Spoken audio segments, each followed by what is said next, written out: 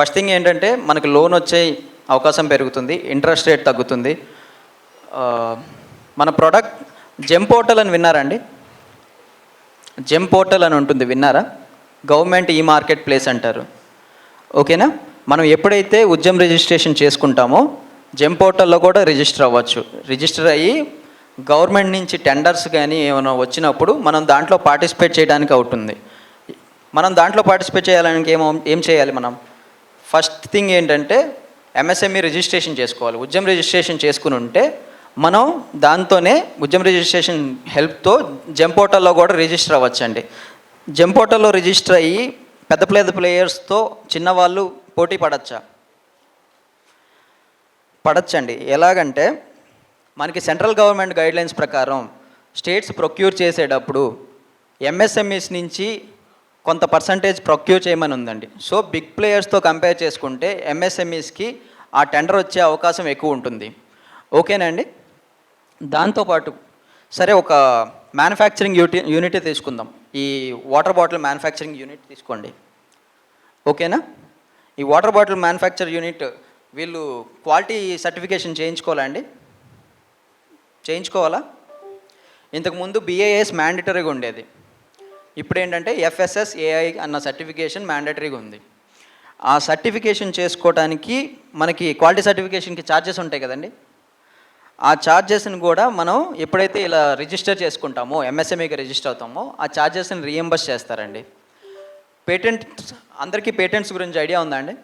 Intellectual property rights, patent rights, దానివల్ల ఎంత advantage అండి? మిగతా కంట్రీస్కి మన కంట్రీ అంత అడ్వాన్స్డ్గా వెళ్ళకపోవడానికి రీజన్ ఏంటి? నాలెడ్జ్ బేస్డ్ ఆర్ కొత్త ప్రోడక్ట్ కానీ కొత్త ప్రాసెస్ కానీ కనిపెట్టడానికి మనం రిలక్టెంట్గా ఉన్నాం.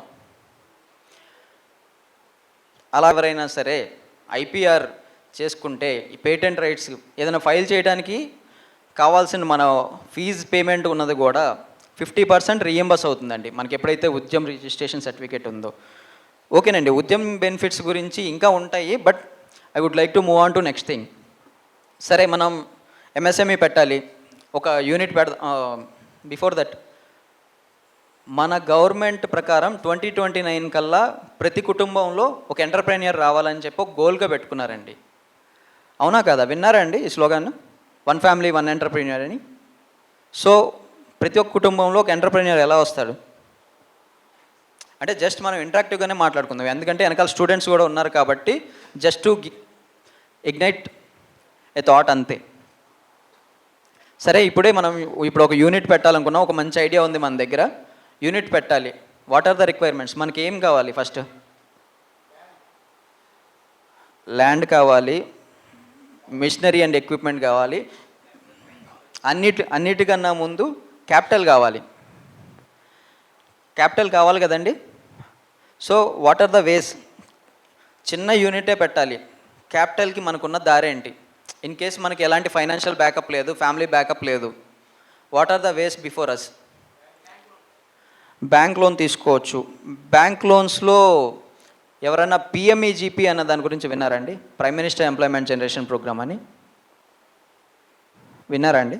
ఓకే. ఇన్ కేస్ ఏదైనా MSME లోన్ తీసుకున్నాం అనుకోండి, MSME లోన్ తీసుకుంటే ఏమవుతుంది? మనం ఏం సబ్సిడీ అవైల్ చేయట్లా. జనరల్ లోన్ తీసుకుంటే మనం ఏం సబ్సిడీ అవైల్ చేయట్లేదు, కాకపోతే ఏంటంటే వడ్డీ కంపారిటివ్గా మనకు కొంచెం తగ్గుతుంది, వీఆర్ పేయింగ్ బ్యాక్.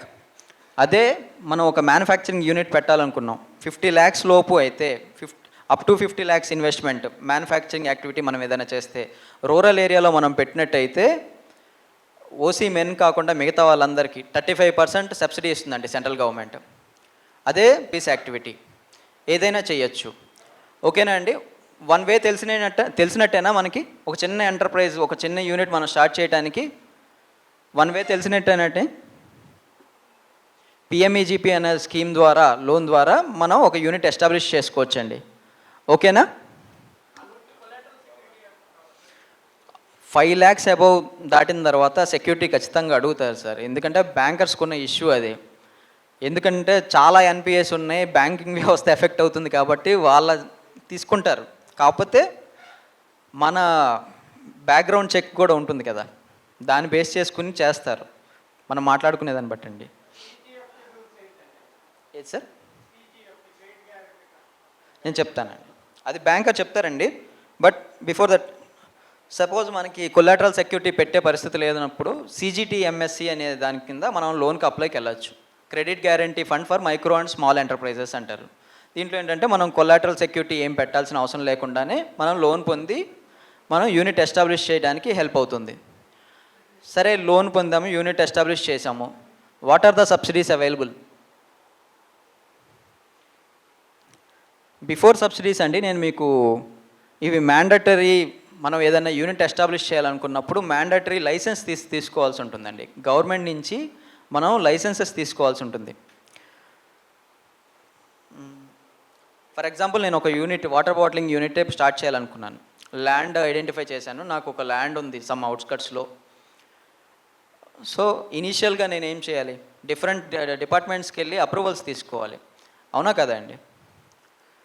ఎలక్ట్రిసిటీ నుంచి కావాలి నాకు, CRDA ప్లాన్ రిక్వైర్డ్ అంటే CRDA వాళ్ళని అప్రోచ్ అవ్వాలి. ఫ్యాక్టరీస్ అప్రూవల్ కావాల్సి ఉంటుంది నా పవర్ రిక్వైర్మెంట్ బట్టి. ఫైర్ NOC అవసరమైతే ఫైర్ NOC అండి. పొల్యూషన్ కావాల్సి ఉంటుంది. దాని గురించి వస్తున్నాను, I'm coming to it. Different అప్రూవల్స్కి డిఫరెంట్ డిపార్ట్మెంట్స్ని అప్రోచ్ అవ్వాల్సిన అవసరం లేకుండా ఇండస్ట్రీస్ డిపార్ట్మెంట్ నుంచి సింగిల్ డెస్క్ పోర్టల్ అని చెప్పి ఒక పోర్టల్ పెట్టారండి. దాంట్లో ఏంటంటే మీరు అన్ని డిపార్ట్మెంట్స్కి వెళ్ళాల్సిన పని లేకుండా ఒకటే విండోలో అన్ని అప్రూవల్స్కి అప్లై చేసుకోవచ్చు. దాన్ని సింగిల్ డెస్క్ పోర్టల్ అంటారు. దీనికి టైం లిమిట్ ఉంటుందండి. చూడండి, డిస్కామ్ నుంచి కానీ MAUD అంటే బిల్డింగ్ సైట్ పర్మిషన్ అప్రూవల్స్ ఏమైనా కావాలన్నా, సపోజ్ ఇప్పుడు ఒక పంచాయతీలో పెడుతున్నాం, మనకి NOC కావాలి. పంచాయతీలో మనం యూనిట్ పెడుతున్నప్పుడు ఆ లోకల్ బాడీ నుంచి నో అబ్జెక్షన్ సర్టిఫికేట్ ఉండాలండి. అది కూడా మనం సింగిల్ డెస్క్ పోర్టల్లో అప్లై చేసుకోవచ్చు. సపోజ్ మన యూనిట్కి గ్రౌండ్ వాటర్ రిక్వైర్మెంట్ ఉంది. ఇప్పుడు వాటర్ బాటిలింగ్ ప్లాంట్ ఏదైనా సరే గ్రౌండ్ వాటర్ రిక్వైర్మెంట్ ఉంటుందండి. అప్పుడు వాళ్ళు గ్రౌండ్ వాటర్ డిపార్ట్మెంట్ దగ్గర నుంచి అప్రూవల్ తీసుకోవాల్సి ఉంటుంది. ఫ్యాక్టరీస్ అప్రూవల్ తీసుకోవాలి, పొల్యూషన్ అప్రూవల్ తీసుకోవాలి. ఇవన్నీ అప్రూవల్స్. ఇది టైం లిమిట్స్ అండి. మనం అప్లై చేసిన దగ్గర నుంచి వాళ్ళు మనకి ఆ లైసెన్స్ ఇష్యూ చేయడానికి గవర్నమెంట్ పెట్టిన పర్మిసిబుల్ టైం లిమిట్స్ అండి ఇవి. సో ఆ అప్రూవల్స్ అన్నీ తీసుకుని మనం ఒక యూనిట్ స్టార్ట్ చేసామనుకోండి, ఒక manufacturing activity. For example Jairaj fortune అని చెప్పి మనకి ఫిరంగిపురంలో ఒక యూనిట్ ఉంది. ఐడియా ఉందండి ఎవరికన్నా? జైరాజ్ ఫార్చ్యూన్ అని కారుగేటెడ్ బాక్సెస్ చేస్తారండి. వాళ్ళు మోస్ట్లీ ఎక్స్పోర్టింగ్ చేస్తున్నారు. కారుగేటెడ్ బాక్సెస్ ప్యాకేజింగ్ మెటీరియల్ ఉంటుంది కదండి. కారుగేటెడ్ బాక్సెస్తో ప్యాకేజింగ్, ఇప్పుడు రిఫ్రిజిరేటర్స్ అవ్వచ్చు, ఎనీథింగ్ దాన్ని ప్యాకేజ్ చేయడానికి ప్యాకేజ్ మెటీరియల్స్ ఉంటాయి కదా. వాళ్ళు స్టాండర్డ్గా ఎక్స్పోర్ట్ క్వాలిటీ కారుగేటెడ్ బాక్సెస్ చేస్తున్నారండి. ఓకేనా? సరే, వాళ్ళ యూనిట్నే తీసుకుని వాళ్ళు అప్రూవల్స్ అన్నిటికీ అప్లై చేశారు ఇలాగే. So power department of energy, discom గురించి కానీ, ప్లాన్ కానీ, పొల్యూషన్ కానీ, ఫ్యాక్టరీస్ కానీ ఇవన్నీ తీసుకుని యూనిట్ స్టార్ట్ చేశారు. అంటే మిషనరీ పర్చేస్ చేశారు, ఎవ్రీథింగ్ ఎరెక్షన్ కంప్లీట్ అయిపోయింది, యూనిట్ స్టార్ట్ చేశారు. ఇనిషియల్గా ట్రయల్ ప్రొడక్షన్ చేస్తారు. ట్రయల్ ప్రొడక్షన్ చేసిన తర్వాత వాళ్ళు ప్రొడక్షన్ స్టార్ట్ చేసి ఫస్ట్ సేల్ బిల్ జనరేట్ అవుతుంది కదండి. మనం యూనిట్ స్టార్ట్ చేసిన తర్వాత మనం సేల్ చేసినప్పుడు ఫస్ట్ సేల్ బిల్ వస్తుంది కదా. అవునా కదా అండి? మనం అమ్ముతున్నాం అంటే ఫస్ట్ సేల్ బిల్ జనరేట్ అవుతుంది కదా. ఫస్ట్ సేల్ బిల్ జనరేట్ అయిన దగ్గర నుంచి 6 months లోపు మనం స్టేట్ గవర్నమెంట్లో ఇన్సెంటివ్కి అప్లై చేసుకోవచ్చు అండి, సబ్సిడీకి అప్లై చేసుకోవచ్చు. మనకి మ్యానుఫ్యాక్చరింగ్ యూనిట్ యొక్క ఫస్ట్ సేల్ బిల్ జనరేట్ అయిన దగ్గర నుంచి 6 months లోపు సబ్సిడీకి మనం అప్లై చేసుకోవడానికి ఉంటుందండి. ఇనీషియల్గా ఏం చేయాలి? గవర్నమెంట్కి సంబంధించిన అన్ని అప్రూవల్స్ తీసుకోవాలి. అప్రూవల్స్ తీసుకోకుండా మనం సబ్సిడీకి ఎలిజిబిలిటీ ఉండదు మనకి. ఓకేనా? అందుకే నేను మీకు ఫస్ట్ అప్రూవల్స్ గురించి చెప్పాను. అప్రూవల్స్ తీసుకుంటాం, అప్రూవల్స్ తీసుకున్న తర్వాత యూనిట్ ఎస్టాబ్లిష్ చేస్తాం, మిషనరీ తీసుకొచ్చుకుని మిషనరీ ఎరెక్షన్ కంప్లీట్ చేస్తాం, ట్రయల్ ప్రొడక్షన్ చేసుకుంటాం. ట్రయల్ ప్రొడక్షన్ అయిపోయిన తర్వాత ప్రొడక్షన్లోకి వెళ్ళాక ఫస్ట్ సేల్ బిల్ మన GST కానీ GST రిటర్న్స్ ఫైల్ చేసుకోవటం, ఫస్ట్ సేల్ బిల్ జనరేట్ అయిన దగ్గర నుంచి 6 months లోపు మనం సబ్సిడీకి అప్లై చేసుకుంటామండి. దీంట్లో మనకి గవర్నమెంట్ ఇండస్ట్రియల్ డెవలప్మెంట్ పాలసీ 4.0 అని 24-29కి, దాంతోపాటు MSME MEDP అంటారండి, MSME and entrepreneur development policy.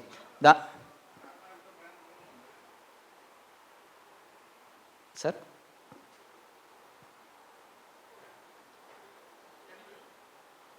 Okay,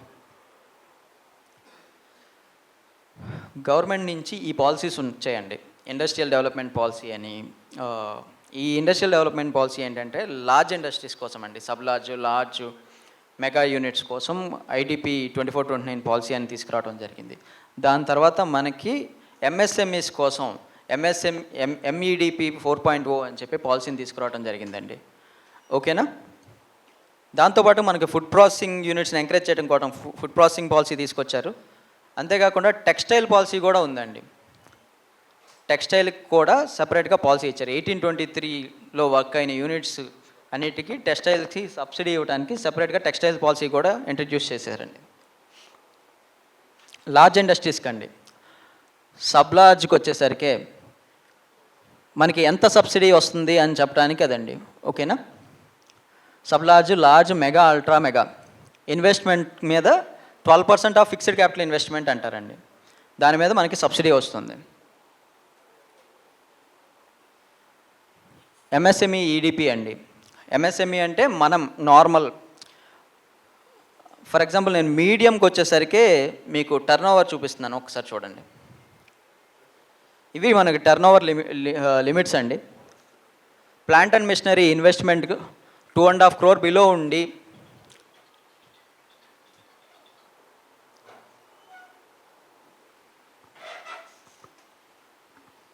plant and machinery investment 2.5 crore below ఉండి టర్న్ ఓవర్ 10 crore బిలో ఉంటే మనం మైక్రో ఎంటర్ప్రైజ్ అవుతామండి.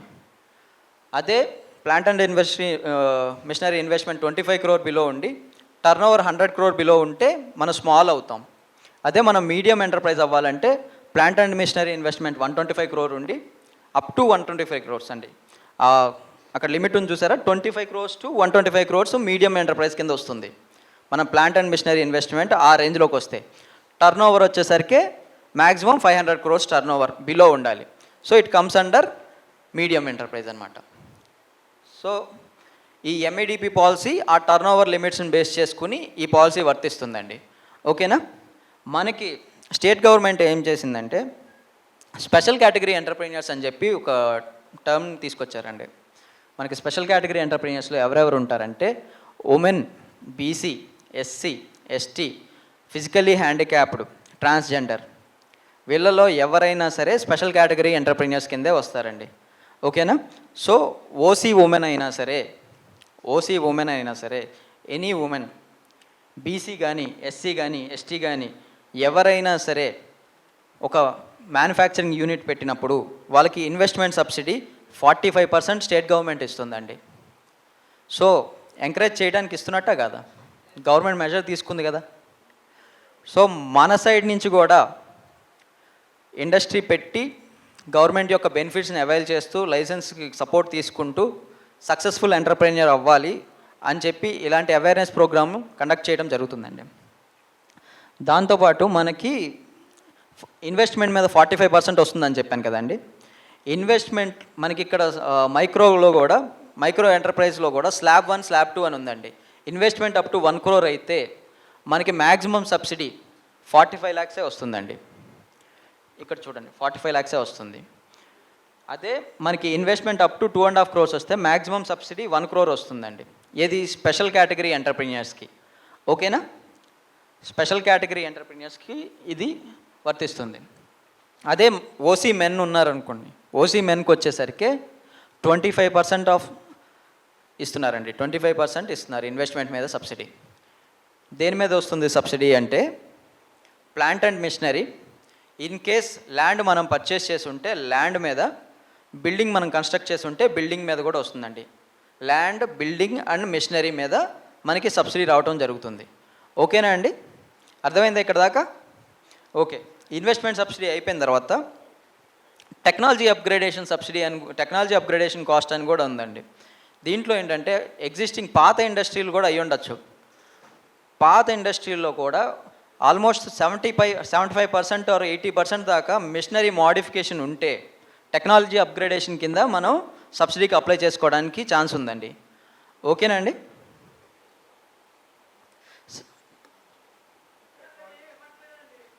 సార్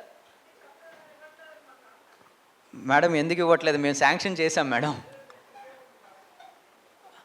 రీసెంట్గానే ఒక మనకి పెదకాకానీలో హారికా ఫుడ్ అండ్ బెవరేజెస్ అనే యూనిట్ ఉందండి. దానికి ఆల్మోస్ట్ 3.5 crores శాంక్షన్ చేసాం.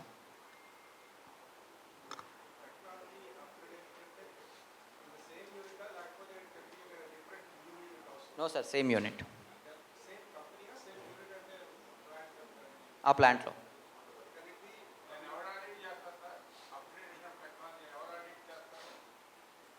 దానికి మీకు ఆడిట్ కాదండి, ఇన్స్పెక్షన్కి మా డిపార్ట్మెంట్ తరపునే వస్తారు సార్. అదే యూనిట్లో సార్, అదే యూనిట్లో ఇప్పుడు మీకు ఒక స్పిన్నింగ్ యూనిట్ ఉందనుకోండి సార్. ఎగ్జిస్టింగ్ పాత మిషనరీ ఉంది మీ దగ్గర, కొత్త మిషనరీ మీరు ఇంట్రడ్యూస్ చేయాలనుకుంటున్నారు. కాకపోతే 70 to 80% మిషనరీ మాడిఫై చేసి ఉండాలి.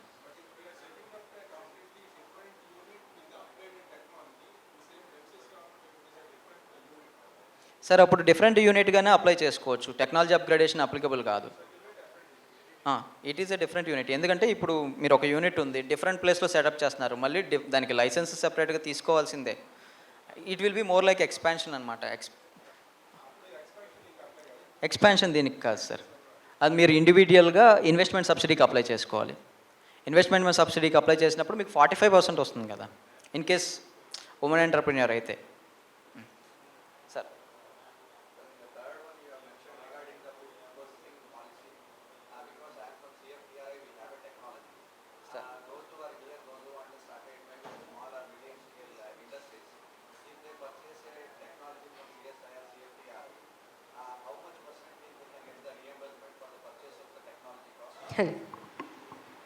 సార్ ఒక్క నిమిషం.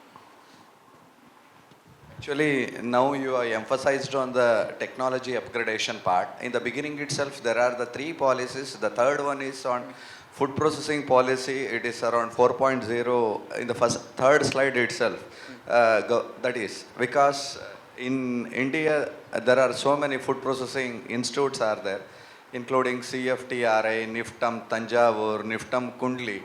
Till now we have more than around 700 technologies. If anybody they want to take a technology only on turmeric processing or Guntur is ODOP chili, if they want to set up any CFC, common facility center, or it is in example Chittoor. మీరు అడిగేది ఏంటంటే మీ దగ్గర నుంచి sorry, I am extremely sorry sir, I don't know Telugu. Yeah, please. Okay. I don't know Telugu. Sir, you are mentioning that the individual is taking technology from you, right?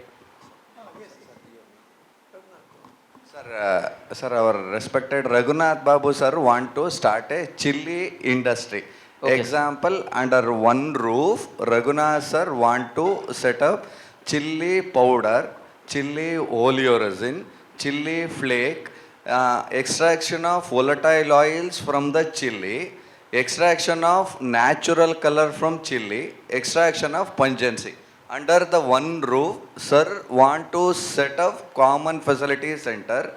He want to take all the existing technologies from CFTRI and other institute. Sir, total it cost around 10 lakhs, the technology cost. Sir will get any subsidy for the purchase of technology? Sir, you are saying that they are purchasing technology from you, right? They are purchasing technology or machinery? Technology. Sir, actually we are the Central Food Technological Research Institute. Okay sir, I got it. Sir, I will come back with the guidelines associated with it, because you are talking about the technology associated with it. It is not the physical thing. It is abstract, right? Technology has to be abstract. No, it is not an abstract. Example, because I am in Guntur, they want, Raghunath sir want to set up chili oleoresin and extraction of this color as well as another one. We have an institute, we train Raghunath sir and his associate. What are all the instrument it is present and the institute, we will show to the sir. These are all the main. You are giving subsidy for land, building, machinery. Okay sir. For technology also is there subsidy? That is what he is asking. I will come back with it, sir. చెప్పింది అబ్స్ట్రాక్టే.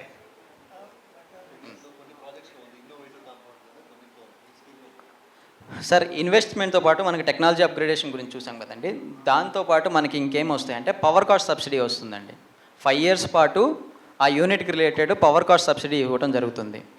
అంతేకాకుండా మనం ఏదైనా manufacturing activity చేస్తున్నప్పుడు మన product sale చేసినప్పుడు SGST CGST part pay చేస్తాం కదండి. దాంట్లో 5 years పాటు మనకి SGST పార్ట్ రియంబర్స్ చేయడం జరుగుతుంది.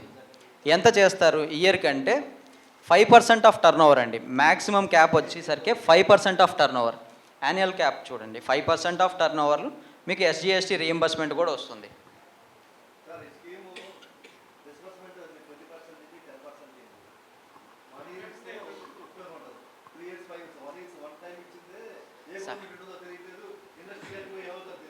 Sir sir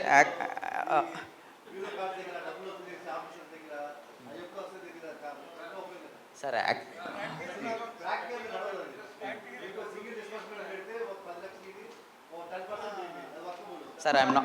I don't think I am supposed to comment on it, sir.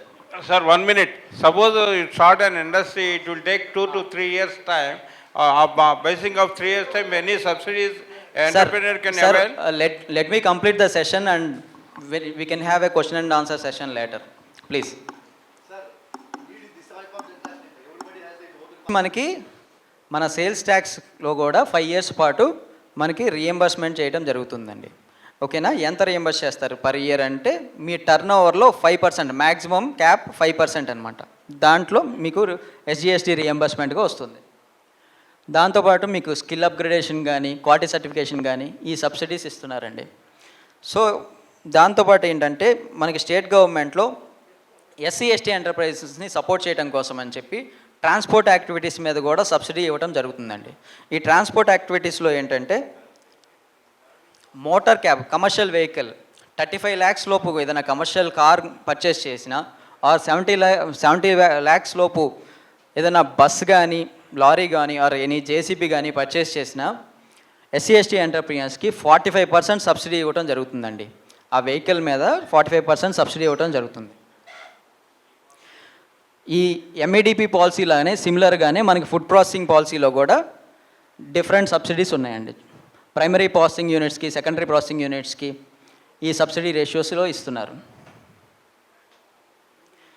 ఇది మనకు వచ్చేసరికి ఇన్సెంటివ్ శాంక్షన్ మెకానిజం అండి. బేసిక్గా ఫస్ట్ నేను చెప్పాను కదండి, మన ఫస్ట్ సేల్స్ బిల్ జనరేట్ అయిన తర్వాత మనం అప్లై చేసుకుంటాం. అప్లై చేసుకున్న తర్వాత కన్సర్న్ ఇన్స్పెక్టింగ్ ఆఫీసర్ మీ యూనిట్కి వచ్చి ఇన్స్పెక్ట్ చేయడం జరుగుతుంది. ఆ ఇన్స్పెక్షన్ కంప్లీట్ అయిన తర్వాత తన సైడ్ నుంచి ఇది ఇన్స్పెక్షన్ రిపోర్ట్ రాసి అది GM గారికి ఫార్వర్డ్ చేయడం జరుగుతుంది. తర్వాత స్క్రూటినీ వెరిఫికేషన్ కమిటీ మీటింగ్ అని జరుగుతుందండి మాకు. ఆ స్క్రూటినీ వెరిఫికేషన్ కమిటీ మీటింగ్లో మీ క్లెయిమ్ ఏదైతే ఇన్స్పెక్టింగ్ ఆఫీసర్ ఇచ్చిన రిపోర్ట్ ఉందో దాన్ని ప్రాపర్గా వెరిఫై చేసి డాక్యుమెంట్స్ అన్నీ వెరిఫై చేసి అందరూ సర్టిఫై చేయగా SVC నుంచి మనకి తర్వాత మీ సబ్సిడీ క్లెయిమ్ కలెక్టర్ గారి దగ్గరికి వెళ్తుందండి. MSMEస్కి related claim micro and small enterprises వరకు మనకి డిస్ట్రిక్ట్ కలెక్టర్ గారు ఫైనల్ అథారిటీ అండి శాంక్షన్ చేయడానికి, సబ్సిడీ శాంక్షన్ చేయడానికి. సో మనం డిఫరెంట్ క్లెయిమ్స్ మనం అప్లై చేసుకోవడానికి ఉంటుంది. ఇన్వెస్ట్మెంట్ సబ్సిడీ అవ్వచ్చు, పవర్ కాస్ట్ అవ్వచ్చు, స్టాంప్ డ్యూటీ అవ్వచ్చు, ల్యాండ్ కన్వర్షన్ ఛార్జెస్ అవ్వచ్చు, ఇవన్నీ మనకి ఉన్న సబ్సిడీస్ అండి.